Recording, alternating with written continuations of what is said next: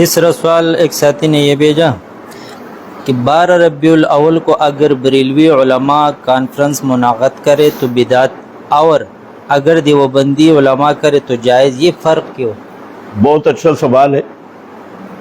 12 रबीउल अव्वल को इल्तिजामन कॉन्फ्रेंस देवबंदी करें, इल्तिजामन और दवामन, देवबंदी भी कर रहे हैं, बरेली भी कर रहे हैं।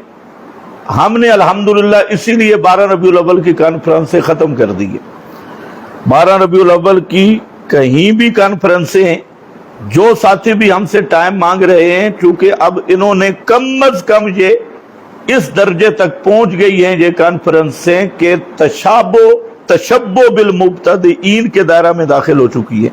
और ये 12 को खास करके फिर इस तरह का इल्तिजाम है कि अगर जुम्मे के दिन 12 रबीउल अव्वल आ गया तो जुम्मे के दिन सारे खुतबा अपने जुम्मे छोड़कर स्पेशल कॉन्फ्रेंस नहीं छोड़नी, जुम्मे छोड़ जाए मस्जिदों से लेकिन कॉन्फ्रेंस नहीं छोड़नी। तो दवामन हमेशा 12 रबीउल अव्वल के दिन ही जलसा को खास करना, अगर नियत न भी हो तो कम अज कम ये अहले बिदत के साथ तशब्बो है। पैगंबर करीम ने फरमाया है मन तशब्बा बिकौमिन फहुवा मिनहुम।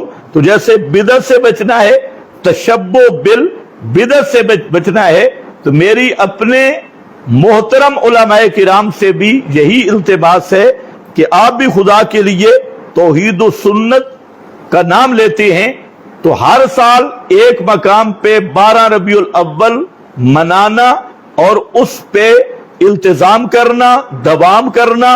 और उसमें फिर क्या फर्क रहेगा, जो काम वो करते हैं आप भी करते हैं। तो ये साहिल ने तो अच्छा सवाल किया है, भाई उनमें और इनमें क्या फर्क होगा। तो इसलिए ये फर्क मलहूज रखने के लिए अगर अहयानन कहीं 12 रबीउल अव्वल का जलसा हो जाए तो वो अलग बात है, लेकिन अब बाद मकामात पर एक रूटीन बन चुकी है और एक तरीका बन चुका है कि अहले इलाका हर साल 12 रबीउल अव्वल मनाते हैं और कॉन्फ्रेंस भी होती है, चावल शावल भी होते हैं, झंडियां भी होती है, बैनर भी होते हैं, फोटो भी होते हैं, सजावट भी होती है।